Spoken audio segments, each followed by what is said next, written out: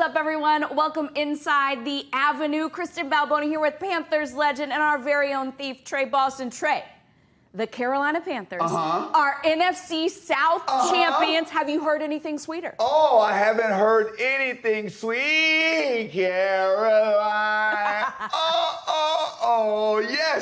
Yes, we find our way into the playoffs. This is, I'm going to say it's unbelievable, man. I know I believe, and I told y'all believe, but man, it's unbelievable that we were just able to get the job done and sneak our way into the playoffs. At the end of the day, if you're a division champ, guess what? You're a division champion. Let's go, boys. Congratulations. Yeah, and you know, like you said, first division title since 2015. What does it do to that locker room to not just make the playoffs, but hey, we took care of business in whatever way we needed to take care of business. We took care of business in the NFC South. Yeah, I mean, this is what the NFC South is about. It's about giving yourself a chance at the last game to put yourself in position. And hey, it's not just about that last game. It's about what you do in the season that also helped us in that last game. And we won't talk about it. But hey, I'm so excited to see that at the end of the day, it doesn't matter. You move on. You're in the playoffs as the champs, and now you get a home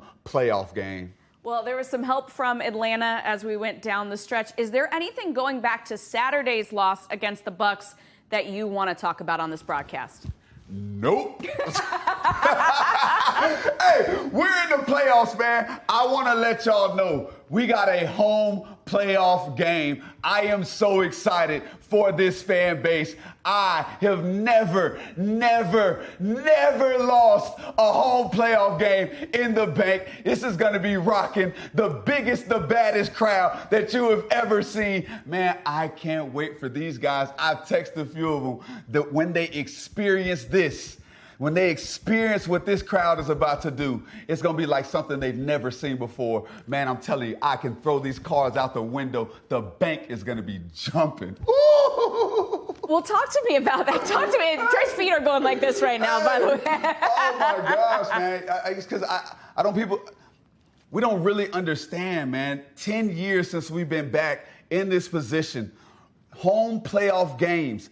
In Carolina, like I said, I've never lost one. When you get this crowd in a playoff game, rocking, everybody together, 2 states, man, I'm telling you right now, when big plays are made, even when entrances are made, that stadium is full from head to toe, rocking in that black and blue. And I know this week, we've been waiting. We've been talking about it. We in the playoffs, and we don't care how we got here. All we care is winning one ball game at a time. And this one is with a familiar opponent who we've got a W against. So, hey, this playoff game, I'm telling you, it's going to be special. I do just want to ask you about that. How big as a player is the difference between a home game in the playoffs and a road game in the playoffs? Oh, it's huge. It's huge. It's like when we got into the playoffs 2014, we were 7-8-1. And when we got into the playoffs, everybody had us feeling like, oh, you're going against the number 2 Cardinals. Oh, they're going to come into your house. They're going to smack you up. But that ain't how it goes down in the bank. You come down to Bank of America Stadium. This crowd, like, I can't wait for the clips of what Saturday 4:30 is going to look like when we look inside this stadium and we hear, pound it. And I'm talking, man, people who experienced 2015 understand what it's like when a stadium is a little infrastructure is like, hey, okay, I see why we're getting them $1 billion because, Bank of America. Infrastructure. Listen, you and that thing, you like, all right, I see they might need to redo this because, we're going to break the bank down. Man, I'm telling you, man, it's an experience. It's an experience, and I can't wait to see us back in mode. The fans deserve it. The way the fans have came out these last 3-4 games, really willed this team, really been there. I'm in Tampa with the fans. We're deep out there, drenched. Man, the fans deserve to have this. The city deserves to have this. South Carolina, North Carolina, go on and raise up, take your shirt off, twist it around the head just like a helicopter. Woo! I can't wait. I can't wait, man. Woo! Trey, can you wait for this game? No, I can't wait. I can't wait. All right, you talked about that 7-8-1 team having no shot, according to the media, according to anybody outside of things, to win a game. Very similar history repeating itself right now. Trey, listen to this stat. Come on. The Panthers are 10.5-point underdogs right now to the Rams. Okay. That is the largest home underdog in playoff history. Okay. The lack of respect, Trey. The lack of respect. Okay.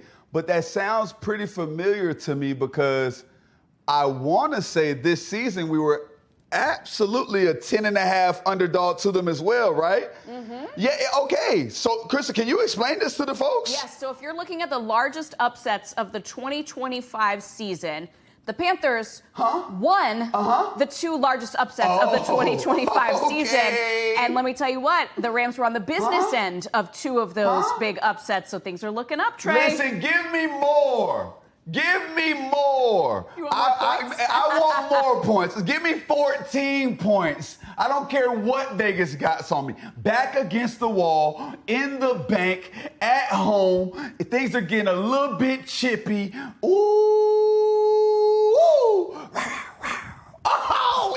I can't wait. Hey, listen, but I want to tell you why. Because it's with an opponent who we beat. So y'all are disrespectful. You look at us and you say, man, last time was a fluke. Can y'all beat them again?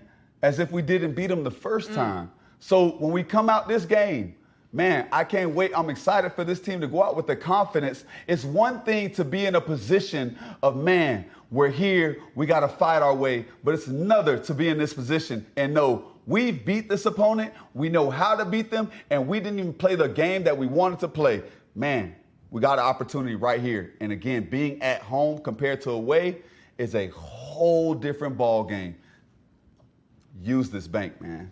You have said that all season long. When I've gotten a little salty about the lack of respect from the national media, you've said, I want it. We want to be underdogs. Is that the feeling in this locker room right now? Absolutely. They should feel disrespected. For you to come out and have the most points ever in a spread in a playoff game, that's disrespect. Again, because you've already defeated Goliath. If you said this is y'all's best and this is what's coming for us and we beat them up, we've knocked them out, and you don't think we can do it again? Disrespectful. Yep. Disrespectful. You've seen it on tape. We've got the job done. And this is how you feel about us in round two. Man, locker room should feel like we got a fire lit underneath us. Because at the end of the day, it's the playoffs. You win and you go on. No matter what you did those 17 games before, it's out the window.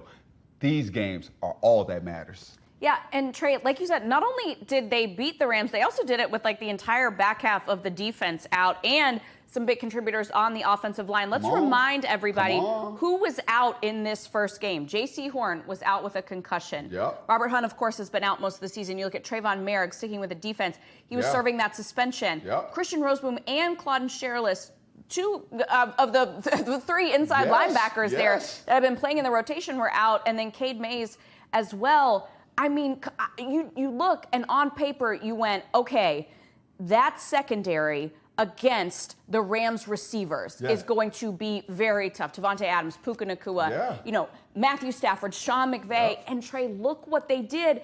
And now you're looking at that list, and you've got most of those guys back. Big news right here. Robert Hunt, full participant in practice this week. Of course, today's Wednesday. We don't know what's going to happen there. Claudin Sherrillis, also a full participant. Everybody else on that list is back. So, Trey, I mean, not only did they do it, they did it severely undermanned. Yes, yeah. So it shows this team, again, we talk about confidence, the disrespect that's happening, the confidence you guys went out there on a next man up mentality and got the job done in the fashion that you did. Man, it should fuel you now that we get the boys back, the bunches back. We got the guys, the veterans that lead this team. Man, it just allows the younger guys who made plays to know that, hey, guys, do your 111 and you're going to make the plays that we need. I want to say I'm excited, guys, but listen, I'm excited to see what this team can do when we got the guys back and we're feeling like, hey, we're getting them back at the right time. Yes, and everyone on that defense contributed in a big way. But, Trey, we got to shout out our guy, Mike Jack, because what he did against Puka Nacua in that first game, I mean, we know how explosive Puka Nacua is. And I remember asking Dave Canales, I said, What can you do, to a guy that is that good? I mean, he's a physical blocker. Yeah. He's huge. Like, what do you do to be able to limit him? And he said, really, the only way that you can limit him and he can line up all over the place is film study. Yeah. And to know what could happen when he is lined up in a certain spot.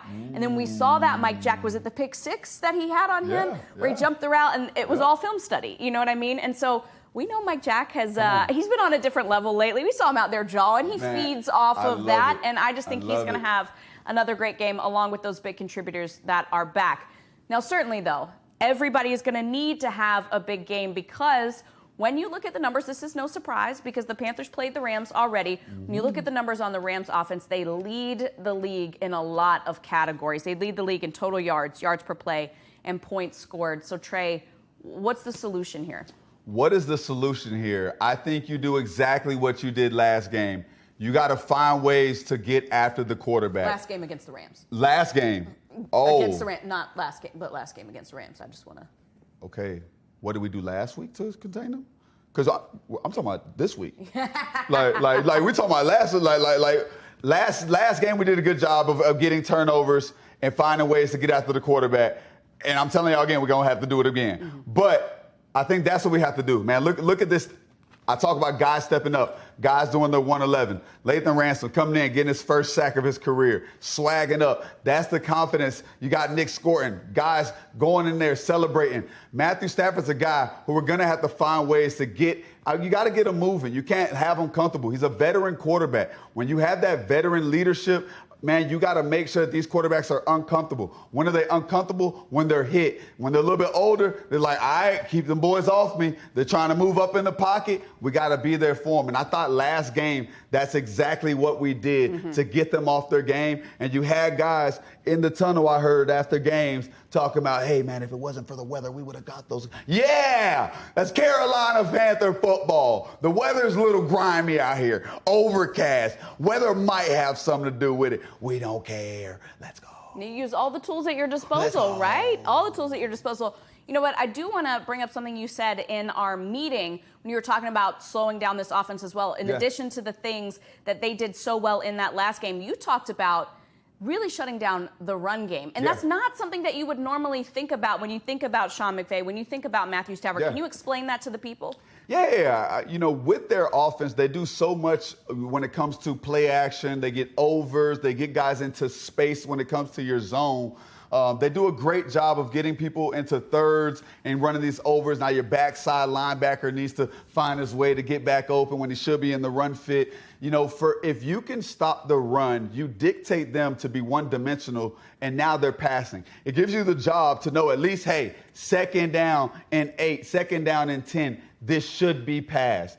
And that's what you want to eliminate. It's an elimination process when it comes to what can happen, when can it happen. Like you're talking about with Mike Jack. When you're watching film, it's how many times did he line up in this position on this hash, 2 yards outside this hash, and run this out. Oh, actually, he only runs this out when he comes from motion from the left side. Oh, I see why he does that. That's the type of elimination that it gives you once you stop this run to now get yourself into the pass, knowing that Sean McVay and Matthew Stafford are trying to dial it up. And then you allow your top dogs, whether it's your 4 or your 7, to get after the quarterback, knowing that we can rush the quarterback in these positions, not worrying about the run. So that's what it does to your game. You got to find ways to eliminate that run as well. All right, Trey, I like the game plan. I like the game plan that you have laid out from us. All right, we are far from done. Coming up a little bit later in the show, Trey is answering all the questions that you want to know, so stick with us. Come on. It's right in front of us. It all starts right here. I don't mind saying it. They put the microphone in front of me. I'm going to talk about it. If we're going to own the NFC South, this is how we're going to do it. There we go! Scoop the ball! Quick throw near side. Picked again. Mike Jack takes it in. McMillan makes the catch at the 20. Touchdown, T-Mac!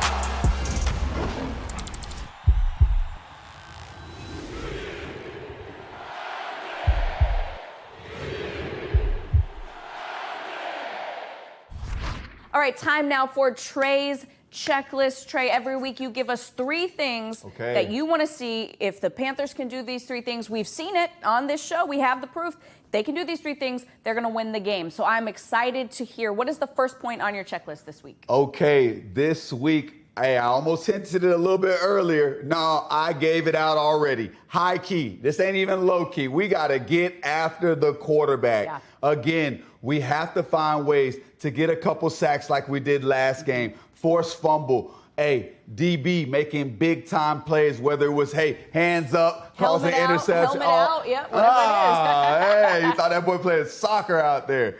We got to find ways to affect Matthew Stafford, get him off that X, whether it's a 3-step drop, 5-step drop, keep guys around his feet, keep guys around his arm. That's where those older quarterbacks don't like to be comfortable. We got to find ways to make sure that Matthew Stafford doesn't get into rhythm. And as you've been saying, Trey, you did it once. You can do it again. Do it again. We know you guys can. All right, what's the second point on your checklist? Second point on my checklist, we have to win on first and second down. I know people have been talking about third down, but can I tell you, if we can win on first and second down, meaning find yardage, can we get 5 to 6 yards in those first 2 downs and then find ourselves in third and short? Third and maybe 4 and less, giving our quarterback, giving us a chance to run the ball if we'd like, but at the same time, giving Bryce and these receivers a chance to get open and get the separation that they need. If we can win on first and second down, we can find ourselves absolutely winning this game. As a defender, when it's 3rd and 3 versus 3rd and 6, how much more difficult is that for you?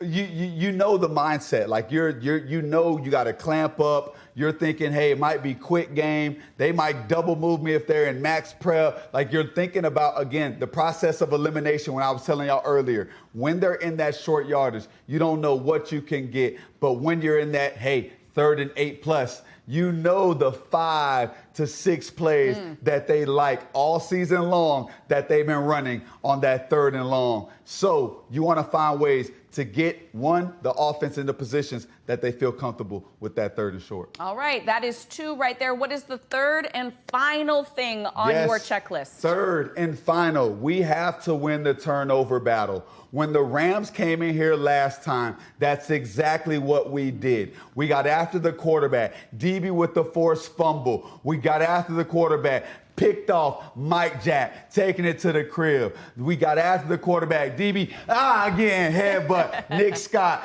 catching the pick. We have to find ways to get turnovers. Again, we talk about disrupting the rhythm of the quarterback. That's exactly what we did to Matthew Stafford because of how we were able to take care of him on defense. But on offense, we have to take care of the ball. We have to be smart with the ball. We got to cover it. We got to make sure that we don't cause any sudden changes in this game that can hurt us and give more possessions to Matthew Stafford and this Rams offense and giving Sean McVay a couple more tools in his box. So we got to win the turnover battle, and I know we can do it because we've already done it. Exactly. I love this checklist because it is aspirational, but it's things that the Panthers have already done. That's what you started the show out saying. You said, people want to doubt us. We've done this before. We did it successfully. Matthew Stafford was not turning the ball over at all that season. He had two interceptions coming into the game. We forced 2 interceptions on him there. So this feels very achievable, Trey. I always love that you break this down for us. Come on. Hey, anything's possible, baby. It's the playoffs. That's right. That's right. Anything is possible. All right, coming up, we are getting to your tweets. Stay with us. You hear all the stuff about, hey, the playoffs are a different beast. It's da-da-da-da-da. And, you're like, oh, yeah, I get it. But you don't get it until everything speeds up. Everything, the holes are open. Then they're closed. And then they're closed, like an elevator door. Like right now. Yeah. And that's one thing that I learned from that game was I better figure out how to adjust myself to the speed faster because it took me too long to get comfortable. Yeah. Because it's all about finding that – we talk about being in a zone, right? And I think you kind of alluded to this earlier, finding work. Nothing's coming to me. And now you're playing out of yourself. Yeah. You're not playing within yourself. Yeah. We have a young team this year experiencing the playoffs for the very first time. That's going to be huge for them to be able to hear, hey, be prepared. Don't even think to yourself that this is going to be like regular season football because it's not. And it's against a team that they just won a Super Bowl a couple years ago. They got guys. They got dudes. They got a Hall of Famer. Yeah, and it's hey, get involved early. And make it happen. Like, if you're a receiver, like, you might not catch a ball, but, like, go block someone. Like, Yeah, go find work. Get engaged and go find it within the system, obviously. Yeah. Or if you're a linebacker, you got to get a piece of somebody. Like, do your job, but say you're stuffing a guard in a B gap, like, stick him. Yeah. Like, get into the game, like, feel it. Because if you just kind of wait for it, it's going to happen fast. So, like, that would be my advice, is try to find a way to get involved in the game early but you obviously do your job, but do your job and get involved. All right, time now for your questions. We're going to start off with @SportsGuysShows. Trey, as someone who got to play in the Super Bowl, preparation-wise, do players prepare the same for a playoff game as regular season? I would say you want to take the same foundation that you would have during the season, whether it's how you write your notes, your personnels, your details of how you go about your business. But what I want to say now is, now you dive in even more. You're watching more film. You're sleeping on the film. You're telling the wife, hey, baby, I can't put the kids to sleep tonight because I'm watching the boys. I'm trying to see Stafford. Why does he pat the ball 2 times when he throws to his left or compared to his right? You know, those are the details. Oh, when this guard twinkles his finger 7 times, that means it's run. Like, those are the details that you're trying to figure out. So I will say, you have the same foundation, but now is your time to dive in even more, knowing that each game, you only have one at a time, is the most important game. Just quickly, how satisfying is that as a defender when you find something on film like that? You don't understand what it's like, man. NFL is the elite of the elite. Yes. You're talking coaches and players. When you find a nugget like, hey, when this guy claps his hands before he puts his hands on his pads at running back, it's run. But when he lines up and he doesn't clap his hands and just lines up, it's pass. You're like, huh, coach? Then you go to watch it on film and you're like, oh my God, this old lineman, he pats his leg 2 times before he gets into the stance. That's Same so cool. thing. That I mean, is so listen, cool. we're lit. This is your time to find what we call the nuggets to win you a ball game. Yeah, Rams offense, keep doing that. Come on. Keep doing what you're Come doing. on. Yep. All right, next question from Camacho Man. Which side of the ball will be more pivotal for Panthers' success Saturday? Okay. The offensive line or the defensive line? Woo! Man, this is a great question. I hate to be that guy, but both are going to be very important. Fair. First, I'm going to start with one. We know that this defensive line has to get after the quarterback. I've already said it. Man, you got to find a way to make Matthew Stafford uncomfortable. But I also believe this offensive line, if they can get the wheels kicking on them and get back to our run game that has been so pivotal to us during this season, and allow Bryce to have some time, like you see here, to get these deep passes, these explosive passes that we've been asking for and looking for, I think the offensive line can help this team big time if they come out with a splash, getting the job done, knowing like we know they can.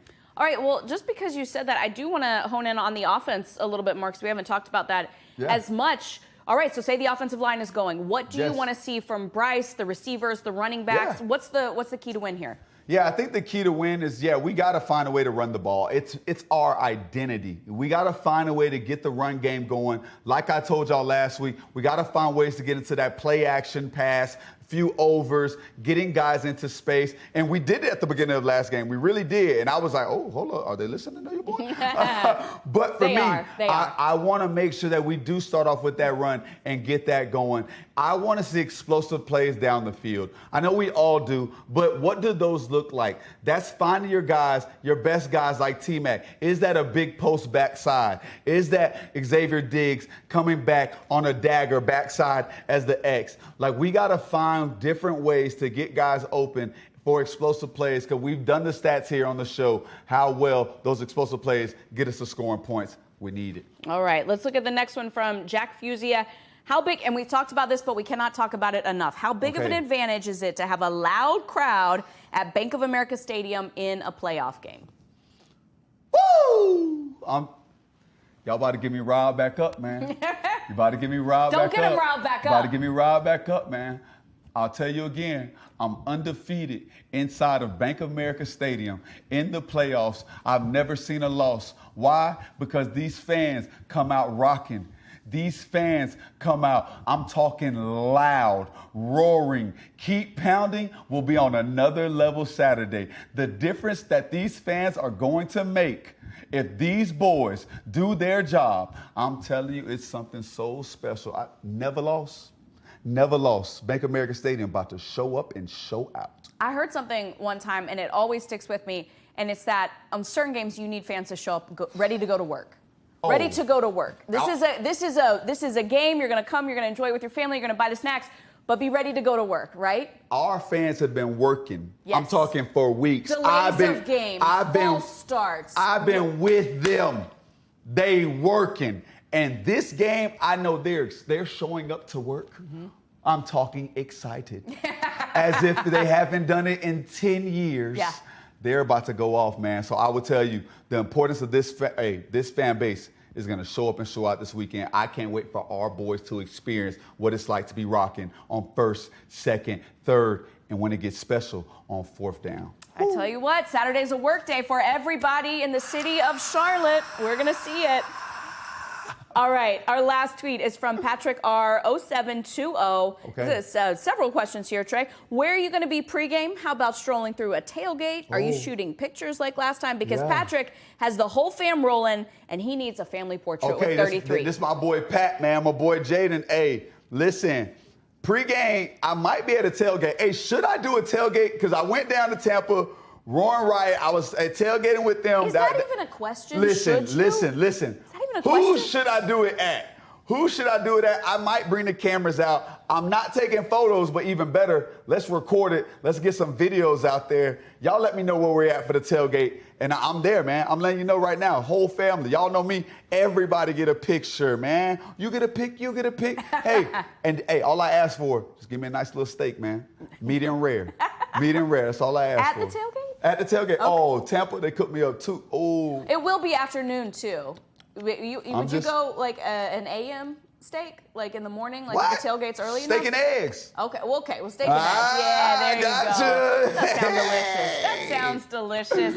All right, everybody, thank you so much for joining us this week on The Avenue. We expect to see you on Saturday, or feel your presence, whether you're watching, you're listening, you're there, you're watching on TV. It's going to be amazing. Trey, I need you to send the fans out on one final message. Hey, I'm telling you right now, fans, I can't wait to see what we look like inside this stadium right now. These boys are going to do their thing, but we are going to enjoy the moment where we're back together like it's 2015 with the bank roaring, with the bank jumping, knowing that we got it pumping in here. We ain't playing this weekend. I can't wait to keep